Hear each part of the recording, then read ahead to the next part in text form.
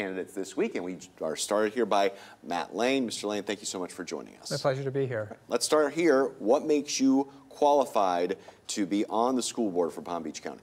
Well, I'm proud to be able to tell you that I've been endorsed by the Palm Beach Post, the Sun Sentinel, the business community, both the Economic Council and BizPAC, our police and our sheriffs, the Classroom Teachers Association, former Palm Beach Gardens Mayor Joe Russo, former North Palm Beach Mayor Dave Norris, and former School Board Chair Frank Barbieri.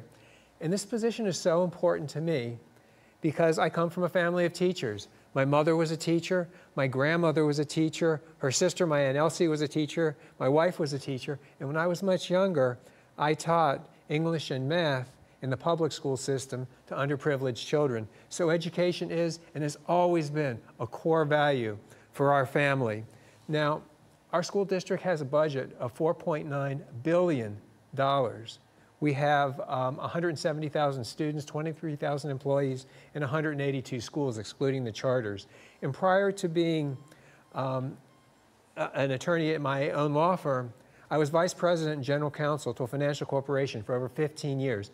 So I understand finance, I understand law, I understand management, and I've served as an elected public official in the city of Palm Beach Gardens. And it seems to me that someone on that school district needs to have the financial acumen required to understand the finances of an entity with a $4.9 billion annual budget, to understand the vast array of legal issues that confront the district every day, to have management experience, to have experience as an elected public official so you don't have to learn on the job.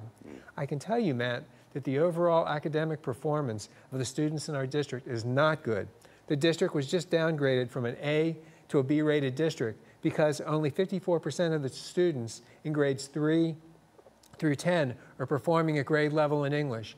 Only 56% of the students in grades 3 through 8 are performing at grade level in math, and only 49% of the students in grade 8 performing at grade level in science. And if you want to hear something really scary, only 36% of the students in grade 7 are performing at grade level in math. Yeah. And here's what we need to do to fix it.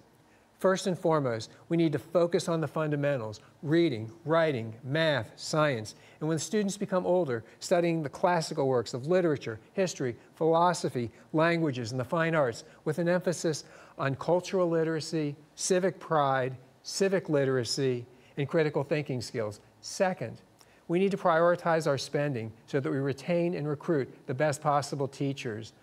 Multiple studies show that the most important in-school determinant of a student's success is the quality of the teacher. And 2/3 of our teachers are only earning $60,000 or less.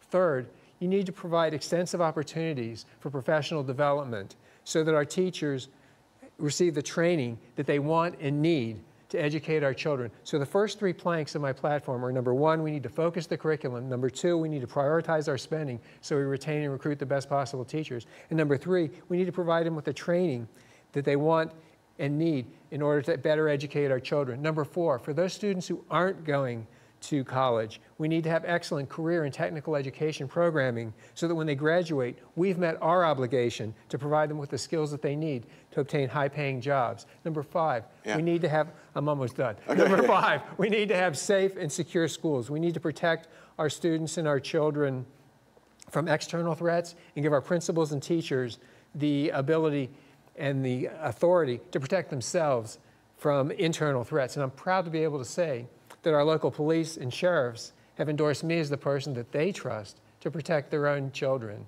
I'll give you 2 more and then I'll be done. Okay. We're running out of time. Well, before you give me 2, I want to go back. You said number 1 is to focus on the fundamentals. You know, so what are you cutting to have more time for the fundamentals? Music, arts, what is losing time if more time is going towards the fundamentals? I think what you need to do is you need to structure it so that you start with the fundamentals. You need to make sure that you've got that in place. If a child can't read, there's a Yale University study that said that 74% of the children who aren't reading at grade level in grade 3 won't be reading at grade level when they graduate from high school. And another study shows that they're 4 times more likely to drop out. And if you look at the prisons, 75% of the prisoners either have poor literacy skills or dropped out. So literacy is incredibly important. And as I said, I'm a numbers guy. What I think we need to do is, first of all, you need to do testing, not in a punitive way, but you need to see where the children are and go back and fill in the gaps. Second of all, you need to test the methodologies that you're employing in order to perform literacy education, to make sure that they're working. Third of all, you adjust the duration, the frequency, and the intensity of the intervention based upon the needs of the child. Fourth of all, you don't just teach reading in English class. You teach it across the curriculum. Fifth, you create a culture of reading. Six, you give your teachers, your literacy teachers, the opportunities for professional development so they can bring in the latest research and the best practices. So those are some of the things. And the final thing is technology. Yeah. You need to employ technology, which is, gives you the opportunity to bring in people from all over the country and even the world and give the children the chance to learn at their own level and to practice. And practice is the key.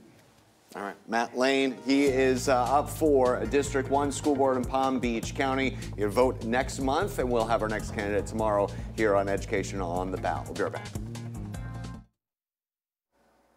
Welcome back to ARC Florida. Well, a look at the tropics. No new development is anticipated in the Atlantic Basin over the next couple of days. It has been a quiet one throughout pretty much mid-July.